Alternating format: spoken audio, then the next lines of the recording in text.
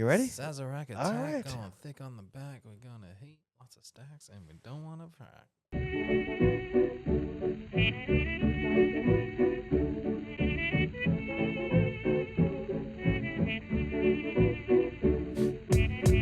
Hello, Oh, everyone. I'm dumb. Oh, no. This wasn't volume up. K2. Hey, that was on the camera though.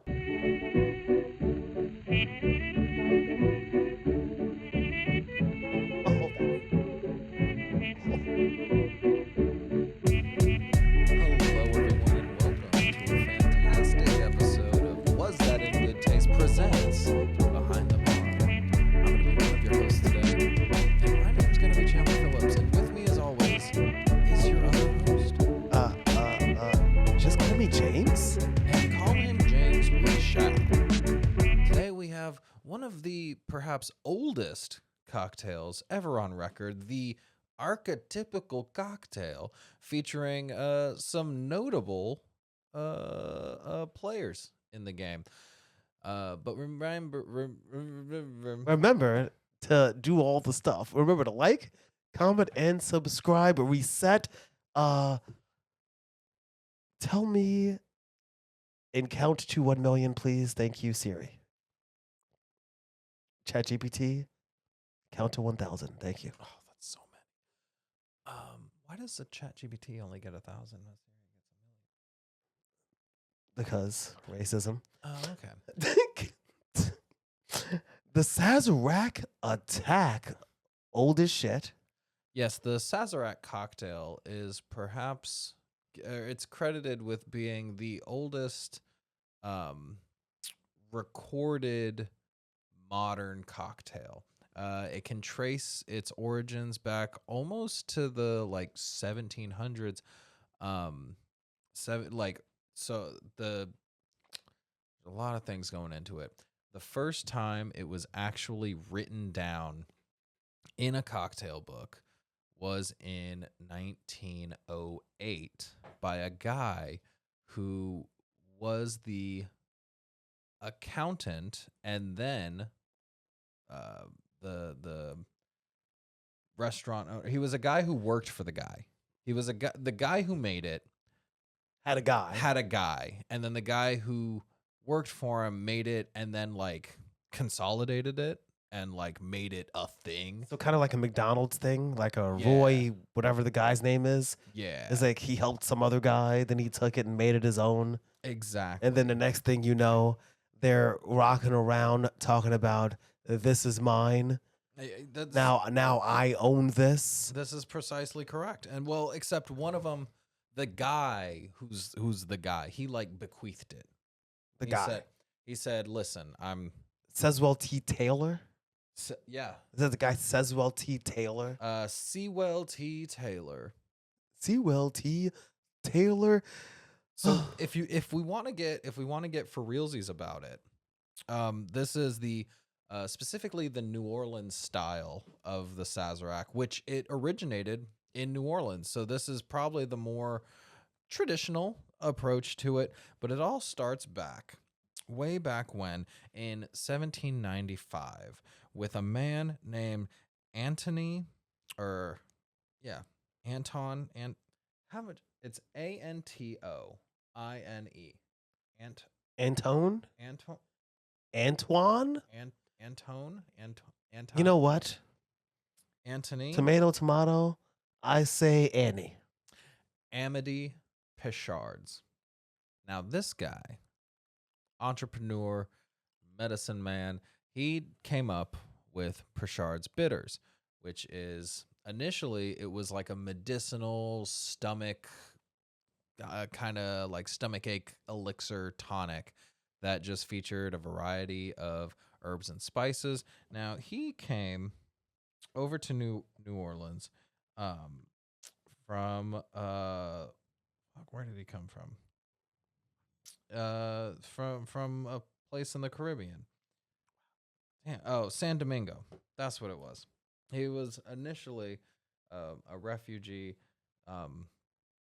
Is that what that says? Oh, okay. A refugee after his father was forced to flee the island of San Domingo and his family's coffee plantation or plantation after the slaves rebelled. Oh boy. Oh. I like how you double taked. You were like going through it. You're like, so the guy. Then you were like, whoa, whoa, whoa, whoa. Wait a minute. Actually, so the slaves. So he was a refugee, a former slave owning refugee. Wow, that's crazy. You know, people are complicated. People are so complicated. You know what's crazy? I didn't realize the outright pipeline was going to my bitters, man. You know, that's crazy. Oh my God. So this guy ends up... What a piece of shit, by the way. Like, I think we've decided... No, his family was a piece of shit. And he just actively benefited from a system of shittery that... Okay, so if I said to you that I own no slaves... You own no slaves. But my father owned 3. I would say he's a piece of shit, but you're not. You can't trust white people. If your father owns slaves, you own slaves. You think you're just in the house not using the slaves? Yeah, but the slaves are walking around. You're like, I conscientiously object to slavery. So you're gonna be the one who's like, what? You're not gonna be the one? Oh God, I'm dead. I'm fucking dead. You're gonna be the one in your family, or you're like, I conscientiously object, and then it's like the 1800s, so your father just beats you. Oh my God, like, this guy. Oh God. Oh God. Oh no, I'm dead. It's over. Or even more. Oh no! Vile. What if he beats you? Your father would like get a slave to beat you for him. Oh my God! Wouldn't that be? Well, I'm not gonna say anything because a slave might beat me. Damn, that's crazy. It'd be really cool to not have a slave beat you. You know. Just saying, people are the time that they're in. People are complicated. People are complicated. Hey, listen. For shots, you're gonna tell me that if you could have owned slaves, I would know. Yeah, if I could have owned slaves, I would have. You know what? Can I tell you some shit? You would know some shit. Okay, when I was a much younger person, when I think I was perpetuating white supremacy, I may have said that while I understand slavery is bad, I understand why somebody might want slaves because they're lazy. Right? And if you're lazy and you could own people. Oh, I thought you were saying because the slaves are lazy. No, because they're lazy. Right? Yeah. And like, that's why slaves aren't good. But like, I get it. Like, if you like, I could just have slaves. You know, like, why not? Fast fashion. Oh my God. Oh God. Oh, sorry. Did I? Oh God. You know, hey, listen, all I have to say is that they were in New Orleans in the 1850s. They were actually considered dealing with the things we're talking about. That the diaspora wars were freaking ongoing, which is why you have drinks like this, right? Cognac itself being a very particular, interesting creation, hailing from where? France. From France. Huh. What the hell is that doing in America all the way down there, right? You know what I mean? So, like, you know. All the way in New Orleans? All the way in New Orleans. In the French Quarter? In the French Quarter? The French cognac? Wow. We're jumping ahead a little bit. So, we're talking about the slave-owning Pritchard's Bitters guy, okay? Yeah.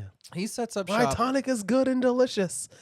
Guys, in 2025, we're going to be making a podcast about my delicious bitters. You know what, you fucking racist? It is delicious, actually.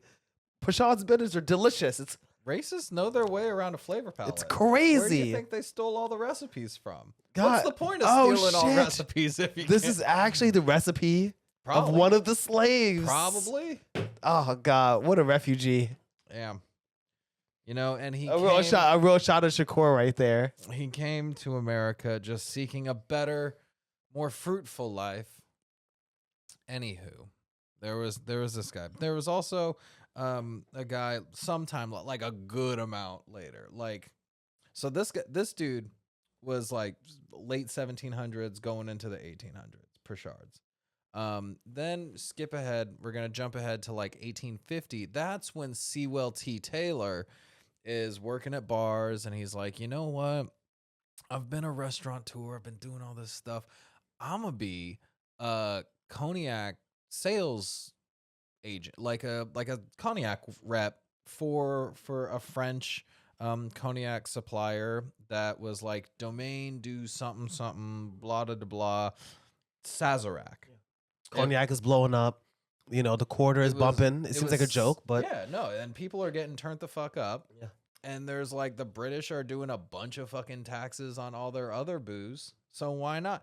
And it was Sazerac du Forge et Fils of Limonges. wow, God, their French is so good. French is Ouverture impeccable. with le soir, ce soir. I don't even know how to say it. So this dude, he I goes. apologize to the French. He goes into, and he's like, he's doing this for a bit, and he's like, all right, well, what if we make a little something to make this cognac pop? And so what they did was they would take bitters, any kind of bitters, really, just any sort of medicinal bitters that they had, which there was a different type then that was like, it's no longer made and it's lost to the annals of history. And they popularized just having the cocktail format of bitters, simple syrup, or even just a sugar cube, bitters, simple syrup, and a aged spirit, whether it's cognac, whiskey, what have you, but typically something on the sweeter side. And so this kind of just became the drink. And then he opened up a couple of more bars, and this was like their signature place. And then they finally came in contact with Pichard's Bitters and were like, this is it. This is the Sazerac. We got it. We found the boom. And then here's what happened. Here's the crazy part. France gets hit with a swarm, a plethora of these new types of aphids that are just devastating the countryside. All these fucking, wow. Just say you're for slavery. Listen, I'm gonna be honest. I'm gonna be honest. Listen, made by a slaver, enjoyed by a black man in 2025. And it all comes back around. And so the Sazerac is the same. It's essentially an old fashioned, but just specific. So anyway, these aphids terrorize the countryside of France, devastating a lot of the vineyards. They're attacking the root systems of old growth grapes and all the places that were known for making the best cognac, or at least the cognac that they were importing into New Orleans at the time. Cognac all dried up. They're like, we got to save our grapes for wine. We got people who want wine here right now. We don't got time to make you your cognac. And so instead, the dude who got the Sazerac bar, well, technically it's the Merchant Exchange Coffee House at 13 Exchange Alley. The guy who got that, his name was Thomas H. Handy, and he started kind of the handies, yes. He's a handyman. Yeah. He started phasing out cognac and replacing it with rye whiskey. So is that what to ask about the rock and rye? Because that's exactly it. It is, right? And we know rock and rye as being kind of akin to the Wild Wild West. This would have been right at that time when like it's just either in the wake of the Civil War, and there's like the American frontier out west is burgeoning as people are trying to make a new life out west. And so now we kind of have the Sazerac is less cognac, or less just kind of a dark liquor and bitters and sweetener. It's now specifically cognacs have been phased out. It's rye whiskey. It's Pichard's bitters, and usually some sort of sugar cane. Either it's a sugar cube or a doubled up or an extra sweetened simple syrup. And so we go on some. This is like 1870s. We go on for a little bit longer, and we get a new guy who comes around. This is just a guy who wants to know what he can do to kind of zhuzh up the drink. And this is still 1870s. A bartender by the name of Leon Lamoth decided to add the little bit of absinthe, because at this time absinthe was really popping off in places that stopped. So this is like I mean, that's what I've understood from the history of this drink. It's evolved. Yeah, it's evolved over being a popular cocktail, Mm-hmm. particularly around and in the French Quarter. That became a kind of a cultural identity, the chopped cheese of cocktails, in the More Quarter. Like the Philly cheesesteak. I can see that. Yeah, the original. No, you know what? I respect that for real. No, for real. Yeah, because, like literally somebody, this is like the first time somebody was like, wow, this tonic that I had when I had a cold is a little sweet and tastes kind of good. I wonder. It's kind of like if someone took I don't know, something that's kind of sweet, like and bubbly, like Sprite, and mixed it with something like, oh my God, some sort of some sort of syrup of like syrupy elixir that has like medicines in it, something for a cold, something for cough and cold. Maybe like a codeine? Like a codeine. Oh, codeine kind of sounds. Codeine. You know what? That'd be pretty good. That would be pretty freaking good. It seems like ridiculous, but I love the fact that a lot of these cocktails come one from not that long ago, but there is an original, right? Like it seems very simple to you and I because we can go to a liquor store. We can purchase any variety of spirits, right? And we can add easily white or brown sugar, easily literally you can be poor as hell, still make a great and cocktail. Literally you could just say like the spirit's the most important part, right? Sugar used to be more expensive than spirits, right? Yeah. You know what I mean? Like the things that go into cocktails used to be more expensive, and it's so crazy and it feels so good and interesting to taste something with such heritage.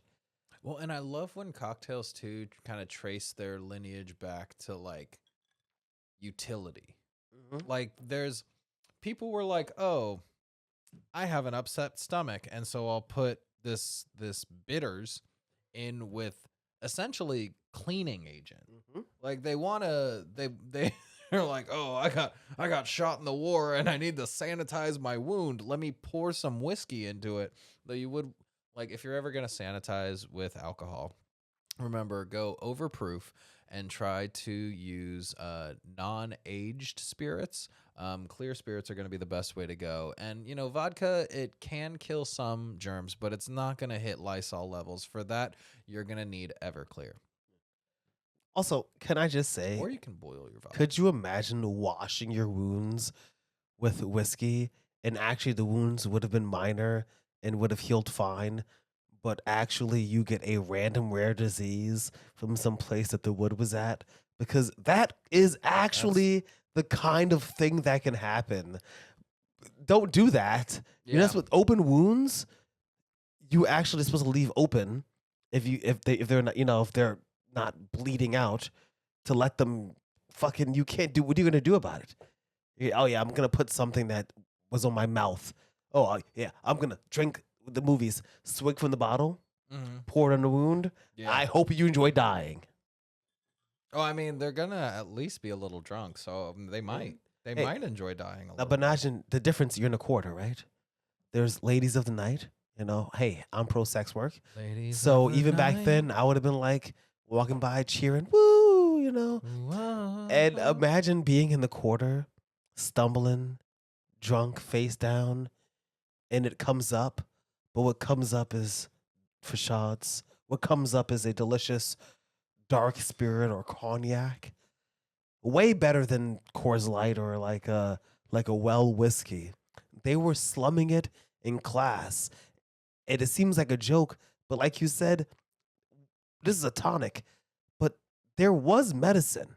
And people, especially at this time, did know not as much, but more about medicine. But these tonics made of herbs and spices that taste good became kind of a cultural moment. And they tasted good. And the kind of people who don't go to doctors and like to maybe cure an upset stomach with a spirit is the kind of person. Well, you got a bug in there. You got a bug going on in your system. Oh my god! You throw a little heavy proof. Throw a little extra ethanol in there. That'll clean it out. Rat lickety split. People think all the people in New Orleans, they think and imagine kind of the modern city of today. And I'm not trying to say the people there were any more regressed than anywhere else, but just back then, people were different. And the truth is, the people there were more of quote unquote salt of the earth type of people. You know what I mean? Like literally in New Orleans? Yeah. In the French Quarter? Haha. You ready for this? Okay. The people in the clubs and stuff, right? Always a city full of servers because you got wealthy people, right? You know, and mingling about with the general public. Yeah. There's no surprise that a slave or a refugee took probably the recipe of a slave, right, to a city. I would even argue. Well, let's give him some credit. Okay. Okay. He probably stole multiple recipes from multiple slaves. Okay. Yeah. Multiple recipes, multiple slaves. Yeah, you're right. You're right. Took that aggregate data. Oh, so he's better at. I don't know. This episode definitely has me wondering about what's. I'm getting. I think the alt-right pipeline has happened in here. Oh no. So what do you think of the cocktail, James? I love a Sazerac. It's one of my favorites. It's one of my favorites too. Fashad's is probably my favorite bitters. Here's the thing. I kind of am one of those people who thinks, I think obviously that Fashad's is kind of a close number 2. Why is my brain frozen? What the fuck is the name of the goddamn... Angostura, which is my favorite, but only because there is a depth and nuance in Angostura that is not represented in a lot of other bitters. It's weird because saying your favorite bitters is Angostura. No, I'm not saying it's my favorite. My favorite dinosaur is a T-Rex. No, I'm not saying that it's my favorite. I'm saying that I think it may be the best because I think that it does its job kind of being especially in the modern age, right? Of being like funky and herbal and kind of like giving you some, but maybe my modern palate is just contributed to that. But Fashad's is a close second, and honestly, I think Fashad's is better. Slightly sweet, right? There's a little bit of something citrus in here. Ripeness. There's a ripeness to it. There's obviously still the spices, but I think that. And oh my god! Just lick it off your palm. Oh no, God! You know what? Here you go. No, I think Fashad's again. I think people get confused about bitters. Bitters are both flavor and scent, right? Your olfactory senses affect the taste buds. It affects what's going on in top of your head. You know what I mean? When you bring the glass up to your mouth, you kind of getting the spices. But this does have a flavor, and I think Fashad's is fantastic. I think mini orange and cherry and wood barreled and pineapple and Oaxaca and chocolate and vanilla and coconut bitters, I think all kind of fall short because bitters are kind of a simple thing, right? That historically just comes from it being bitter, like something that's like pretty bitter, a bittering agent, usually a tonic, right? I'd say the best bitters you can't put a name to. Yeah. Like, if you want a good bitters, don't tell me it's cherry bourbon bitters. Don't tell me it's orange bitter. Don't tell me it's bananas Foster. What the hell is the Angostura? Exactly. What is Fashad's? And it's not that but it's like, you're trying to make a pineapple bitters, then just make a pineapple cocktail, I guess. Right? Just make it's a pineapple concentrate at that point. Like, I don't want an extract. I want bitters, Don't give me an orange bitters. Give me a citrus medley bitters. And name it something. Name it something good. Name it something like Orangelo. I would love to have in our future magical bar a Sazerac, but like a really nice, high quality one with a good spirit. I think that's all that's really needed because I think for shots is, I think other places be like, oh, I want something fancy and get a different kind of bitters. For shots, I think is the bitters. I think it makes the cocktail. You want to try to make your own per shot? No, I wouldn't. I wouldn't because I think that is, and I also think that would be appropriation and not appreciation. Appropriate, because I'd be taking the whole idea and then completely abandoning it for something that I think is better. When the whole part and the identity of the cocktail is tied into, Yeah. like kind of a dark spirit, primarily cognac, but not always, and facades. If I did something else, then it would be something else, not that. And that makes it special. Be a Sazerac anymore. And that's what makes a Sazerac special. I also think what makes a Sazerac special in today's day and age is the absinthe wash. Because I think that's my favorite bitters is absinthe, and you can take that how you take it how you live, because you're not gonna say to the bank. No, I'm not gonna take that there. You're afraid of enduring anti-Semitic hate. No, he is I'm Jewish. Afraid of predatory loans. Oh, you can get it how you live. You're not really that worried about that, are you? Absinthe. Now that part was anti-Semitic. I know what you're talking. No. Now that part. No. What are you talking about? Wow, I accuse you of being pro-slavery one time, and you're like, well, the safety's off. Wait, whoa. First of all, I'm not pro-slavery. I just understand it a little bit. In an empathetic way. Like, I think it's wrong, but like, if I were a white man, yeah, but damn it. if I was a white man, that's exactly, at the time, because I'd be weak. But yeah, you're weak already. No, I'm terrified of you already. Okay. Me? No, yeah, you know what? I feel like ice is outside of the door. Thank you, Chandler. If there's ice outside the door, can we get a little in this glass? Because I'm parched here. Oh my. Another kind of interesting tidbit about the Sazerac cocktail is, for a time, you remember when absinthe was like, ooh, spooky, scary, and also alcohol, bad here. Mm-hmm. They stopped doing the absinthe wash. Instead, they used a spirit called Herb Saint, which was basically knockoff absinthe that was just made domestically. And I think I've seen videos about people still using. I want to try to find some Herb Saint. I'm sure that it probably tastes either very similar or it's fucking Malort. Nothing that's at all. It's probably the most completely different thing on the entire freaking planet. But I think that's the between the Pichards, between the absinthe, and I'm curious because we have seen other recipes that say do an ounce of rye, ounce of cognac. I've had that before, and I've made that before, and I've made that with multiple cognacs. I did it with the Hennessy White when we had that. I did it with the regular Hennessy, only because I do like a Sazerac, and this one bottle of Pichards has lasted so long because I'm not pouring it into the cocktails. So I've had many Sazeracs, and I think I like a plain rye Sazerac a lot. Yeah. The extra simple syrup, pat myself in the back. We were out, and I made it in like 25 minutes. It like made and cooled.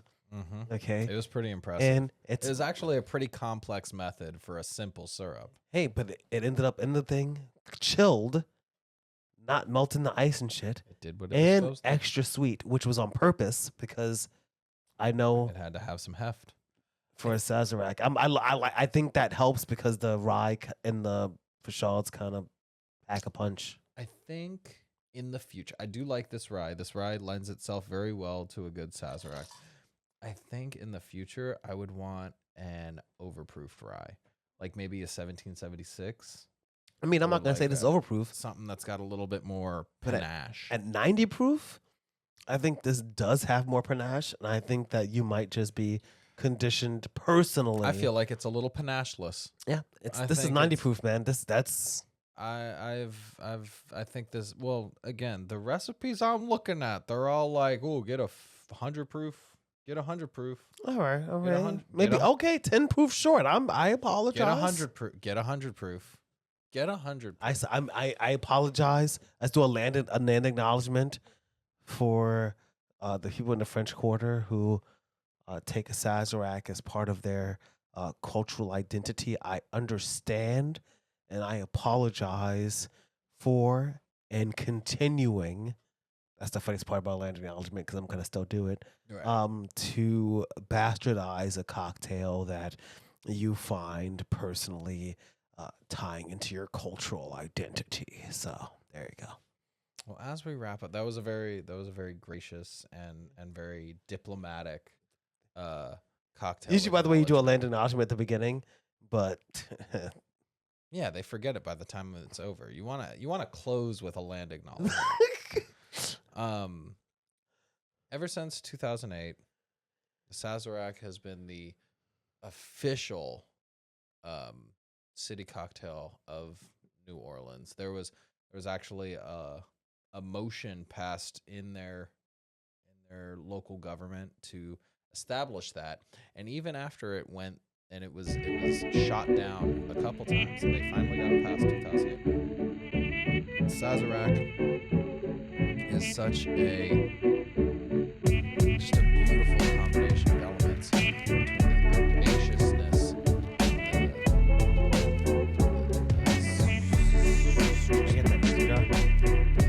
wildness of the absinthe, the spicedness of the rye, and the ripeness of the Picard's bitters. We pay homage to the Sazerac and will continue to sing its praises. But not the shots. Slave owning motherfucker. The bitters is good though. It is.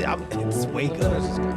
It's crazy good. You know what else is kind of crazy? The fact that our listeners can find us on the internet doing our own thing. Me, you can find at Chico Does Jokes on most social media platforms. You can find me on TikTok at Living Dad Joke 2. It's gonna be in the thing. Wow, Chandler. Definitely feels like I finally left New York City for once, and I took my behind to the French Quarter, and I had a taste of history. Thank you so much. Thank you to the viewers, and as always, I'd like to say drinking It's not, but it is recommended.